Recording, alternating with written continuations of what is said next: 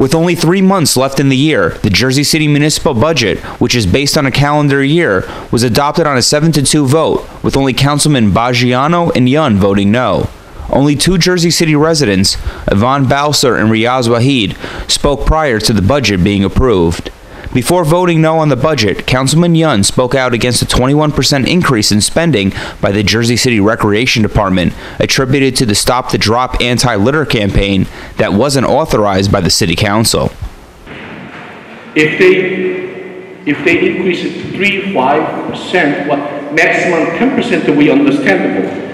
But when they increase it 21% of the seasonal temporary teenager hiring, that means there's something wrong in that department, especially calculation of the manpowers and how they're going to plan to spend the money.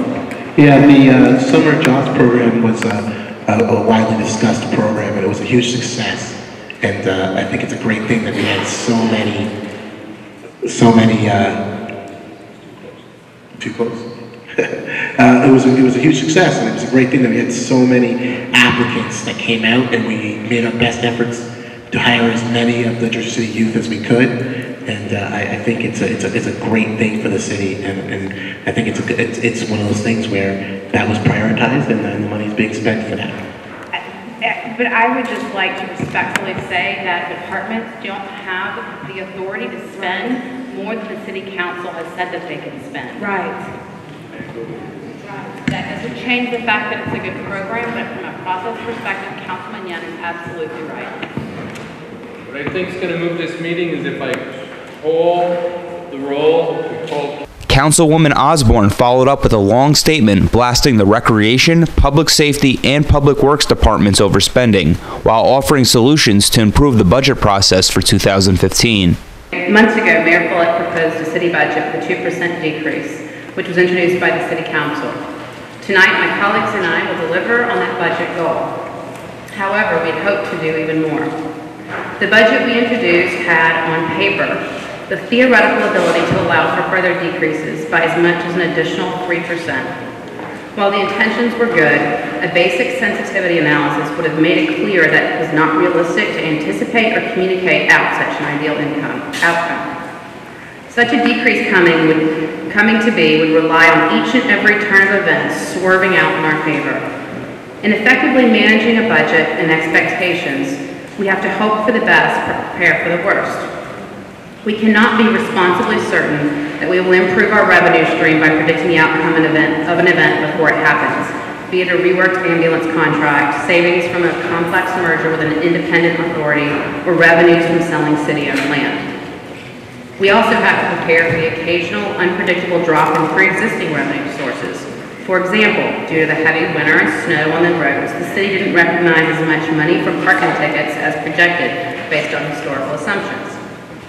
So how can we work smarter and actually hit ambitious budget decreases? By strenuously and rigorously managing those budgetary factors that are entirely within our control. The over-budget overtime expenses of 3 departments, Recreation, Public Safety, and Public Works, were the biggest cost drivers impacting Jersey City taxpayers that we should have been able to manage. On this point, I want to be crystal clear to all of our city's department directors. Spending more than you have been authorized to spend by the City Council is not acceptable. Here are 4 ideas that can improve the budget process and outcome next year. Number 1, the City Council should adopt the budget as soon as legally allowed and make amendments afterwards. If any items are uncertain, such as the parking authority merger, we should not include them in the initial budget, but should amend them in the adoption budget if and when they come to fruition. Number 2, departments who demonstrate that they cannot manage their budget should not have management control over their fiscal officers. For departments where additional accountability is needed, the city should move this oversight function to the Department of Business Administration. Number 3, prior to budget adoption, the city should have in place a hiring freeze, except for replacement of existing headcount. If the City Council cannot enact this through law, the mayor should enact through executive order.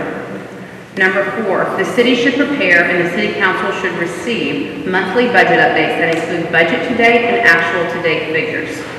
While a budget decrease is good, the city can and should do a better job at managing its budget. I will vote aye this year, but these things better happen next year. I'm Michael Shuren with Hudson County View, the eye of the community.